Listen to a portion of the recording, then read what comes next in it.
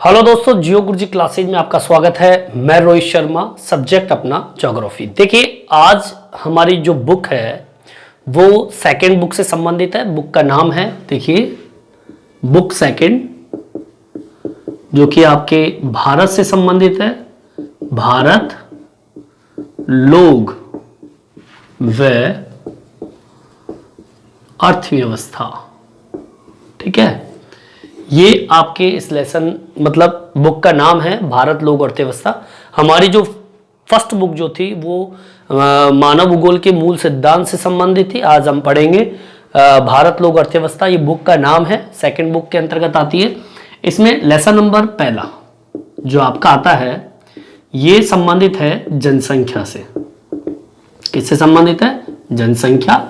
और इसमें जो टॉपिक हम पढ़ेंगे वो पढ़ेंगे वितरण, घनत्व, वृद्धि, संगठन। ये कुल मिला के 4 बिंदु हम इस लेसन में पढ़ेंगे, एक एक करके। अलग अलग वीडियो इनका होंगे। अभी हम प्रेजेंट में पढ़ेंगे जनसंख्या वितरण के बारे में, लेकिन जनसंख्या वितरण को समझने से पहले हम भारत की जनसंख्या के बारे में अध्ययन करेंगे। देखिए, भारत की जनसंख्या ही नहीं, पूरे विश्व की मैं बात करूं पहले शुरुआत में, तो जो हमारा देश होता है, ठीक है, हमारा भारत देश या कोई सा भी देश मान लीजिए, हम भारत की बात कर रहे हैं तो भारत देश की ही चर्चा करते हैं अपन। देखिए, देश का एक महत्वपूर्ण घटक जो होता है, महत्वपूर्ण घटक कौन सा होता है? महत्वपूर्ण घटक होता है लोग, जो हम पढ़ रहे हैं। ठीक है, लोग हम कह सकते हैं इसको जनसंख्या। ठीक है, मतलब देश का महत्वपूर्ण घटक कौन होता है? लोग, अर्थव्यवस्था। आगे बात समझ में। अब देखिए, जो जनसंख्या होती है, अब मैं भारत की बात करता हूं तो भारत के अंदर 2011 के अनुसार, अगर हम बात करें 2011 के अनुसार, तो हमारे भारत की जो जनसंख्या थी वो थी 121 करोड़। ठीक है, 121 करोड़ पॉइंट 02। ठीक है, 121 करोड़ आपकी जनसंख्या। और मैं बताऊं आपको, भारत की जो जनसंख्या है वो चीन के बाद में कौन सा स्थान आता है? दूसरा हमारा स्थान है। किसके मामले में? जनसंख्या के मामले में। ठीक है, अभी देखिए, भारत के अंदर जो जनगणना हुई है, अभी हुई नहीं है, पर अनुमानतः हम बात करें 2021 की हम बात करें तो अभी तक जनसंख्या हमारी प्रारंभ नहीं हुई है। लेकिन जब भी हमारी जनसंख्या की गणना होगी तो मोबाइल एप्लीकेशन के माध्यम से जनगणना होगी। ठीक है, ये सर्कुलर भी जारी है। अब लेकिन एक अनुमान तय, एक संस्था है यूनाइटेड एक संगठन मान लीजिए, एक नेशनल के अनुसार हमारे भारत की अगर जनसंख्या की बात करूं मैं, तो भारत की जो जनसंख्या अभी प्रेजेंट टाइम पे, भारत की जनसंख्या की हम बात करें तो भारत की जनसंख्या जो है वो 121 करोड़ की जनसंख्या ना होके अभी प्रेजेंट टाइम पे कितनी हो गई है? 139 करोड़ कितनी?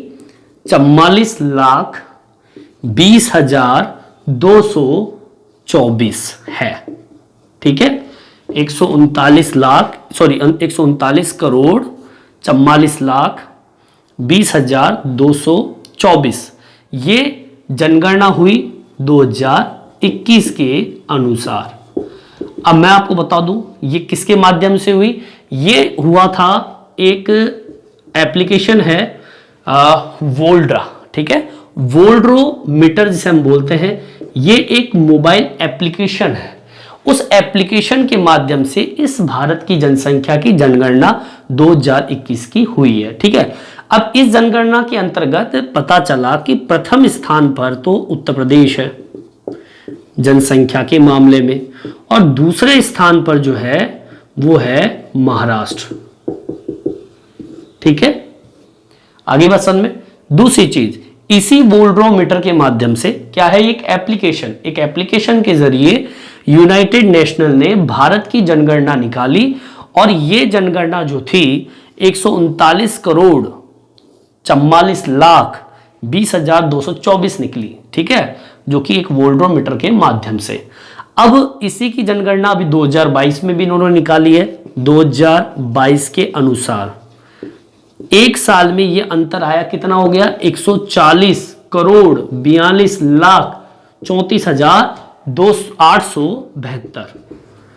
ठीक है, ये आप नेट पे भी इस चीज को सर्च कर सकते हैं।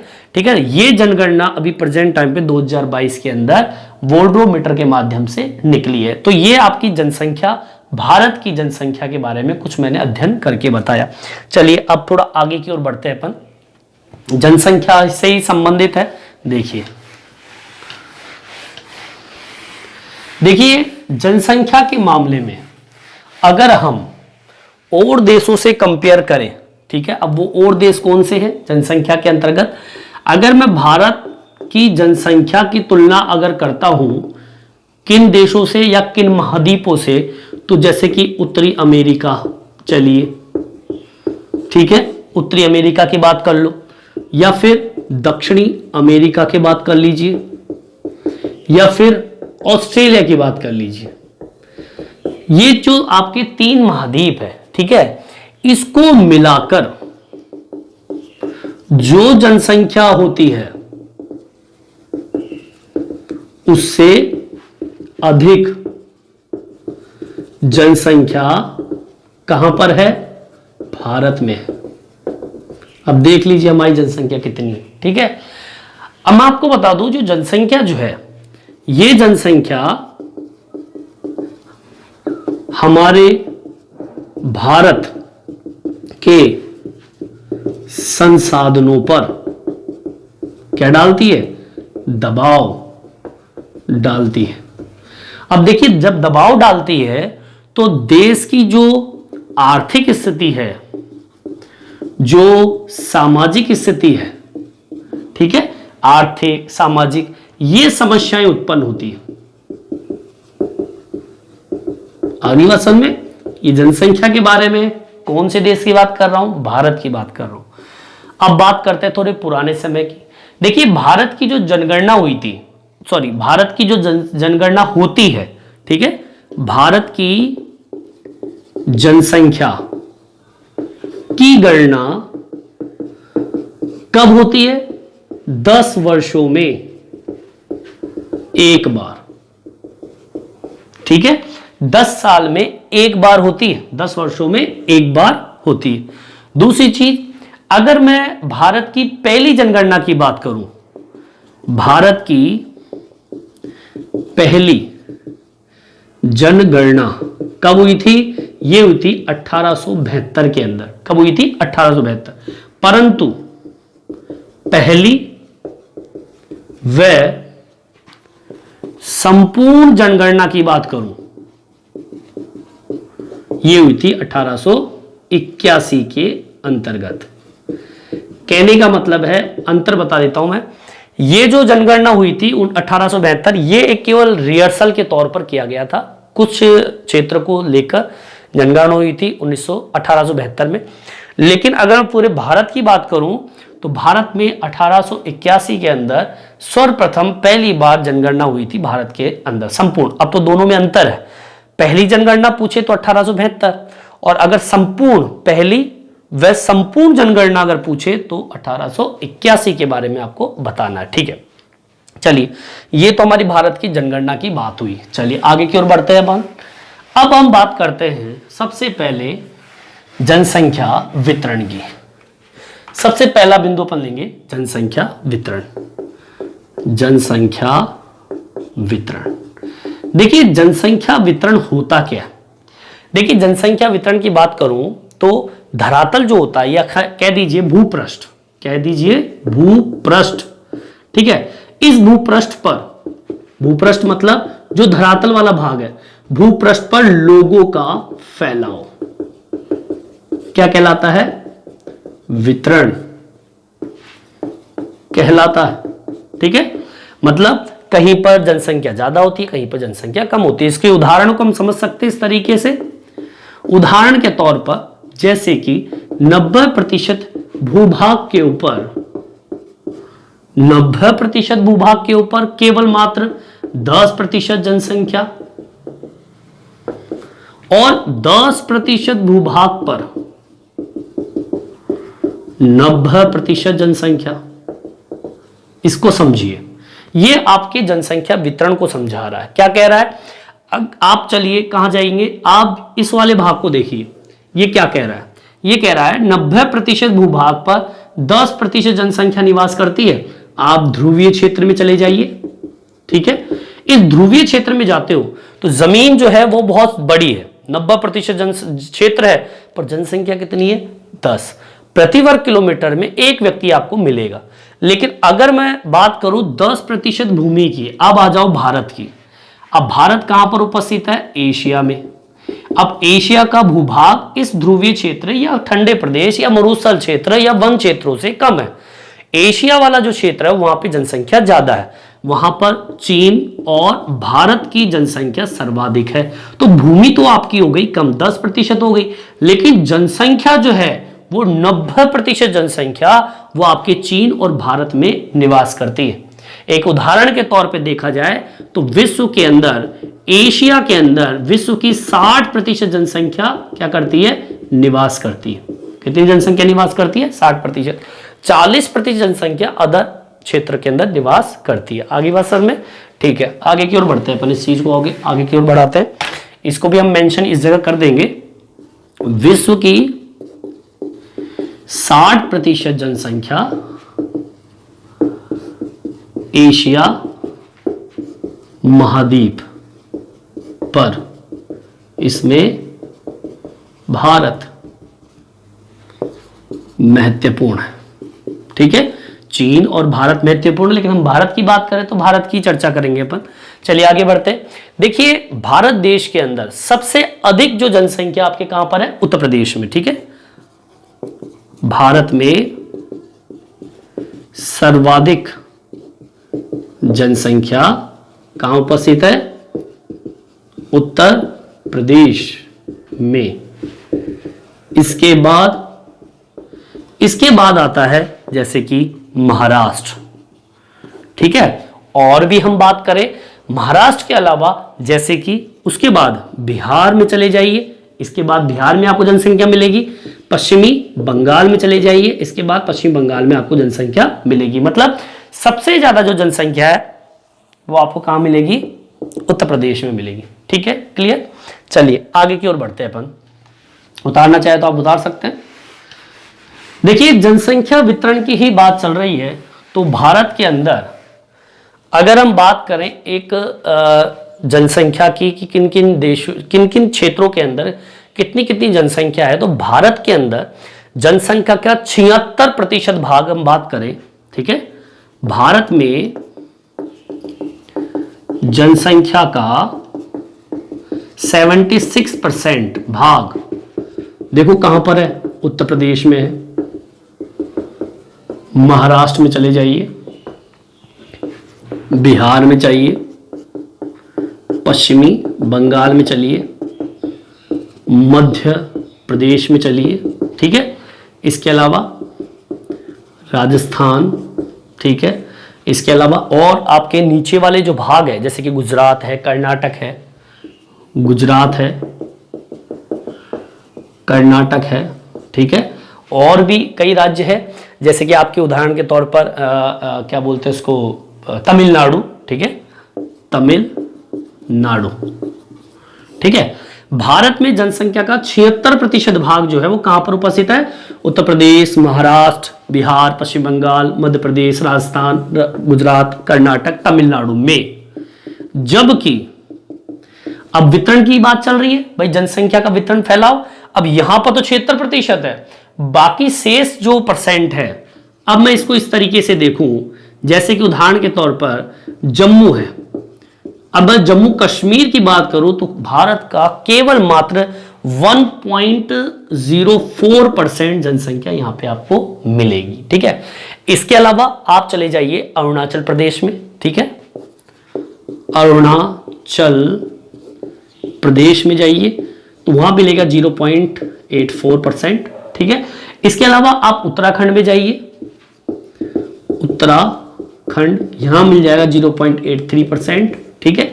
अब देखिए उसकी तुलना में यहां पे जनसंख्या क्या कम है, जो कि कम है, ठीक है, मतलब उनकी तुलना में यहां पे कम। अब कारण है उसका, क्योंकि जितने भी नाम मैंने बताए ये क्षेत्र कैसे हैं, पहाड़ी क्षेत्र है, और ये जो क्षेत्र मैंने बताए ये कैसे क्षेत्र है, मैदानी क्षेत्र, ठीक है। तो हम पढ़ेंगे, इसको भी हम पढ़ेंगे कि क्या कारण है। अब देखो ये अंतर जो है, ये दो पैराग्राफ जो आपके हैं, ये दोनों पैराग्राफ आपके अंतर को स्पष्ट कर रहा है। ये अंतर आपको ये बता रहा है कि आपका जनसंख्या का वितरण जो है वो कैसी कंडीशन में है, असमान स्थिति के अंदर उपस्थित है। अब उसका क्या कारण है उसको हम देखते हैं। देखिए उसके कुछ महत्वपूर्ण कारण हैं, इसका टॉपिक हम मेंशन करेंगे, जनसंख्या वितरण के प्रमुख कारक। कहां पर, भारत में। भारत में जनसंख्या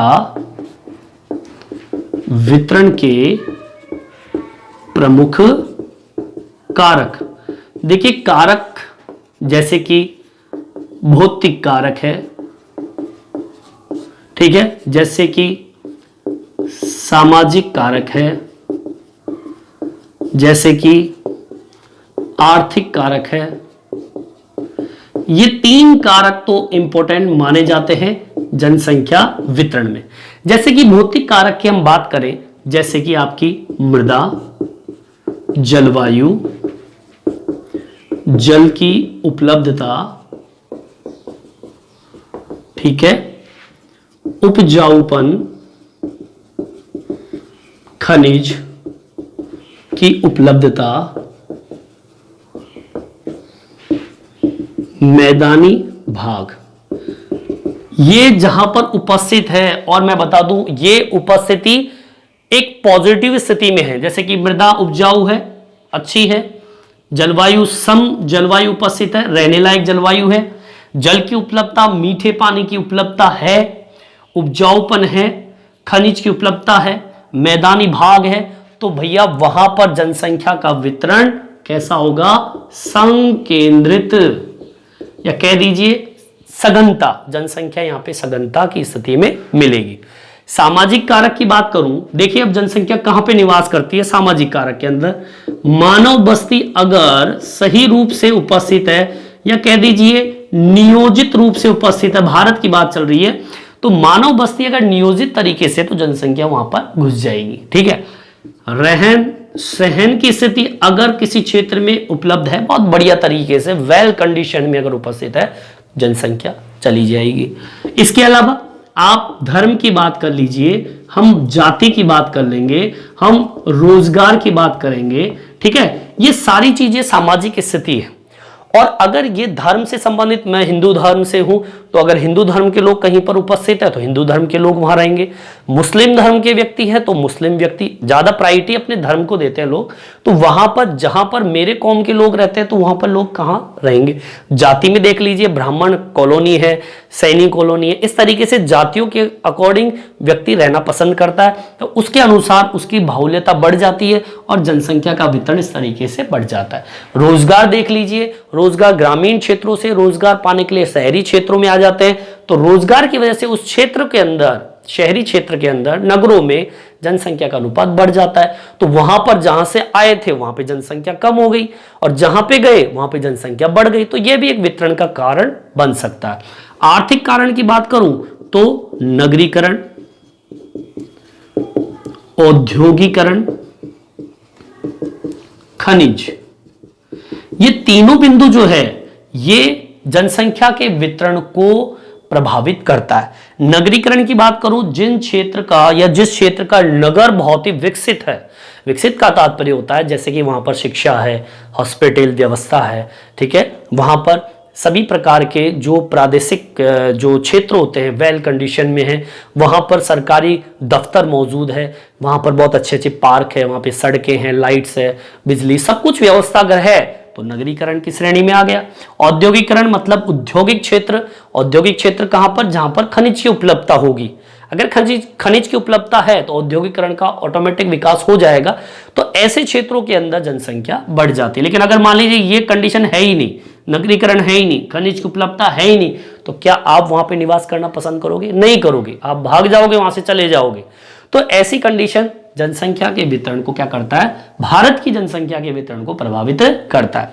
उदाहरण के तौर पर मैं बताऊं आपको भारत की जनसंख्या का वितरण, आप दक्षिणी भारत में जाइए, दक्षिणी भारत के अंदर मैदानी क्षेत्र है, डेल्टाई क्षेत्र है, तटीय क्षेत्र है। इन मैदानों के अंदर जनसंख्या का अनुपात जो है दक्षिणी और मध्य भारत के राज्यों के आंतरिक जिलों और हिमालय के उत्तरी पूर्वी और पश्चिमी कुछ राज्यों की अपेक्षा उच्च स्तर पर है। इसका मतलब यह है कि ज्यादातर जनसंख्या जो है वो मैदानी क्षेत्रों में निवास करती है, जबकि मैंने नाम लिया हिमालय, उत्तरी पूर्वी पश्चिमी राज्य जो कि आपके पहाड़ी क्षेत्र है। बताइए पहाड़ी क्षेत्रों में आप रहना निवास करोगे? क्यों नहीं करोगे?